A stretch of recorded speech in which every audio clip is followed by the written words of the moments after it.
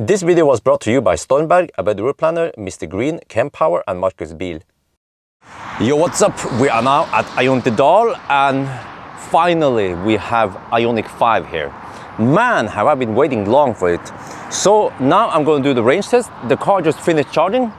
Long story, we are good to go. The car is not running right now, we better hurry. So what I want to show you is that we have Michelin Primacy 4 tires. This is the all-wheel drive version of the Ioniq 5. We have 235, 55, 19 front. Let me check back. Okay, staggered. 235, 55, 19 in the back. So yes, I'm gonna do the final preparations and then off we go. Yeah, let me show you. We finished charging to 100% here. So we're good to go. All right, we are on the move and you might be able to see it in the front windscreen maybe. Yeah, you can see the head-up display. I have to cruise at 93 kilometers per hour for the 90 speed, GPS speed.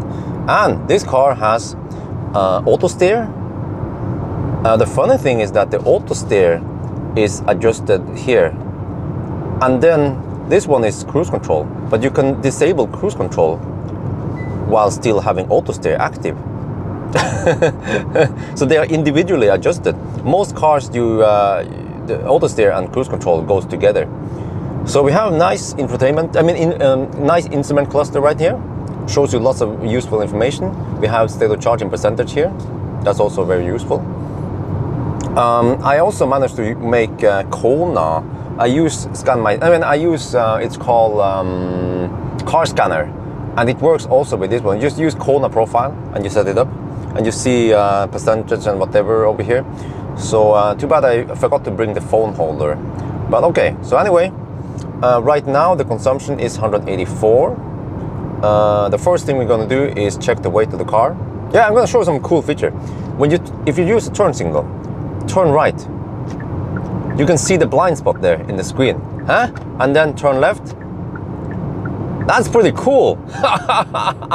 Nice, yeah. Starting to like this car. All right, my guess is 1,940 kilos. Let's see, front axle. What? 1,120, okay. The whole car.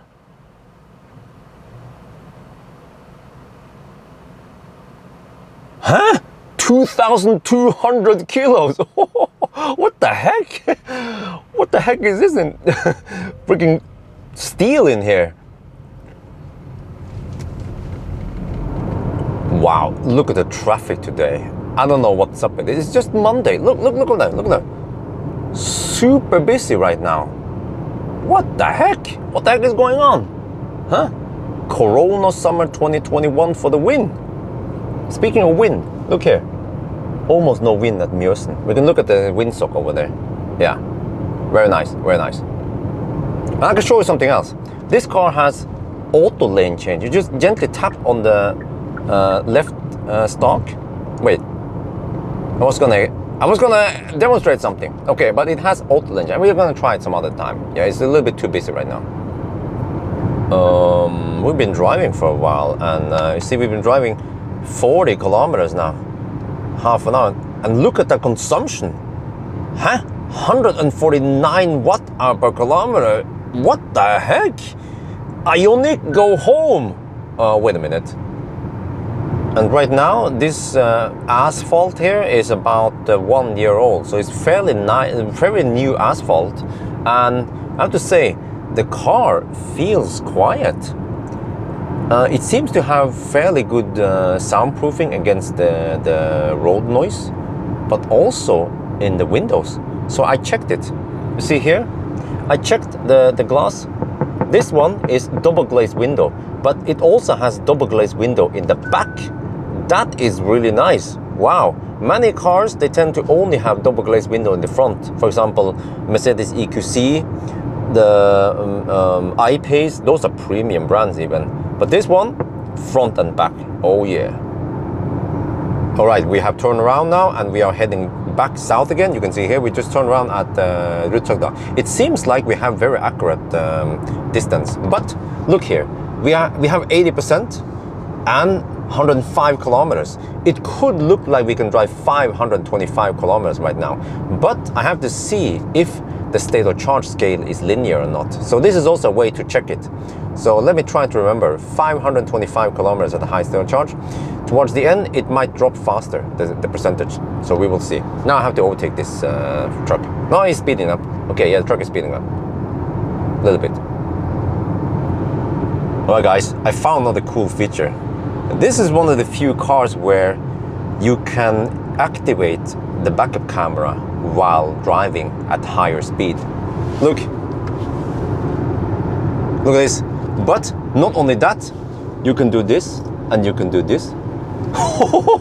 You can have 360 camera while driving. What the heck?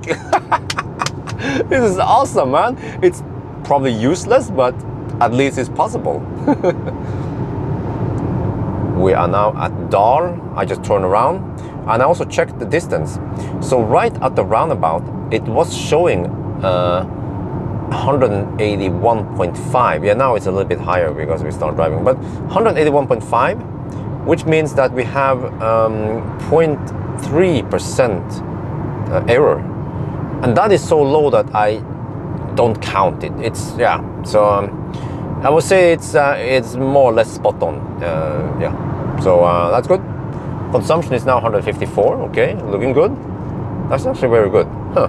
It's on par with the MEB platform cars like ID4, Ioniq, Q4, whatever. Yeah, but I checked now, by the way. The state of charge scale is not linear. It's amp hour based thing. Yeah, so it will drop faster towards the end. Okay, we're gonna test now to see what happens if we don't touch the steering wheel. It's still steering, auto steer is active, adaptive cruise control is active, and it actually beeps you for a very long time. And I also checked that I have no cars behind me. And I pay attention to the road and everything. I'm ready to take over. There. Whoa, whoa, whoa, whoa. Auto steer suddenly disengaged and it slows down, but auto steer is disengaged.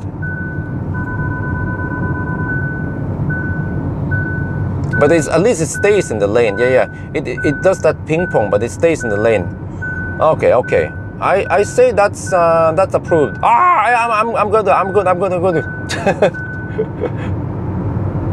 Alright, and now I'm gonna show you auto lane change.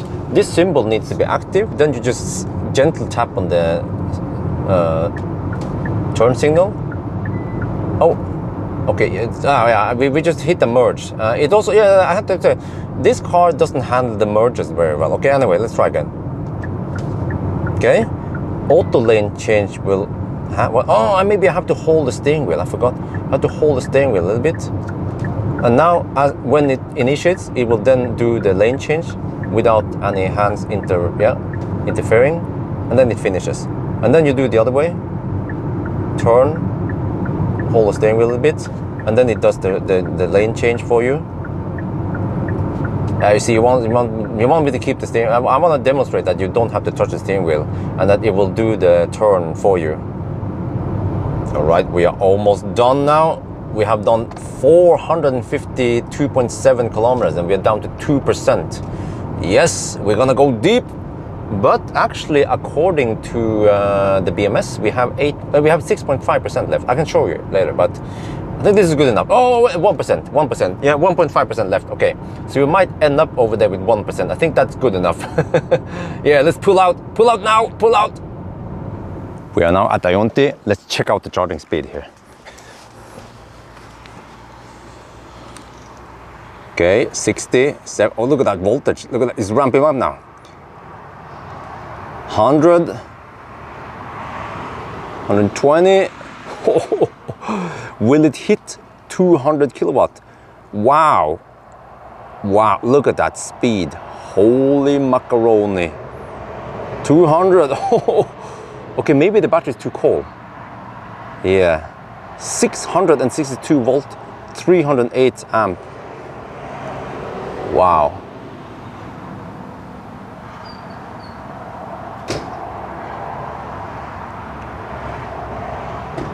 This is impressive. Okay, but I don't have too much time. I have to charge a little bit. Okay, do you know what the plan is going to be? I'm going to charge to 35% and then I will unplug to let the battery cool down a little bit. And meanwhile, I go to the restroom and then we do the high-speed run. We are now in the high-speed test, and as forecasted, there was supposed to be a little bit of rain. Yeah, we see it now, so a little bit of rain, okay. That will actually bring up the consumption a bit. So ideally, if I can borrow this car for a week, I can find a day without rain, but I have to return it tomorrow. So this is the only measurement I can do, unfortunately. Well, at least I noticed that the car is very quiet. Even at 120 kilometers per hour, it's nice and quiet in here. Okay, we are now heading back, but see that we might have to drive a little by. I guess I will do a little at the loop. But I will show you that for the most stretch, it's actually dry. Yeah, the first recording I did, we just happened to hit the rain, but I would say that at least 95% of the stretch is dry. Consumption, by the way, right now is 250 watt-hour per kilometer. Okay, we are now back at the starting point. So, in the 90 test, I managed to drive 454 kilometers with 1.5% left, because I have this app called Car Scanner where I can see exactly how many percent I have. And that means that we have 461 kilometers range. That's on par with the German rivals, also like ID4 and whatever. The same with the consumption, also on par with the other cars. The other cars had slightly higher consumption, but they run at lower temperatures. So if they will also run at around 25 degrees, then I bet they will also have very similar consumption. But when it comes to kilowatt, the capacity, it's claimed to have 72.6, I think, kilowatt hour, but that's nominal capacity. So in a real world test like I do, I managed to get 70.6 kilowatt hour, and then the 2 kilowatt hour is then lost in heat because of uphills and whatever. And then in the high-speed test, we had a little bit colder weather, a little bit of rain, but 244 watt-hour per kilometer, and that means 289 kilometers range. So, okay, not the best, but remember that this is a fairly spacious car.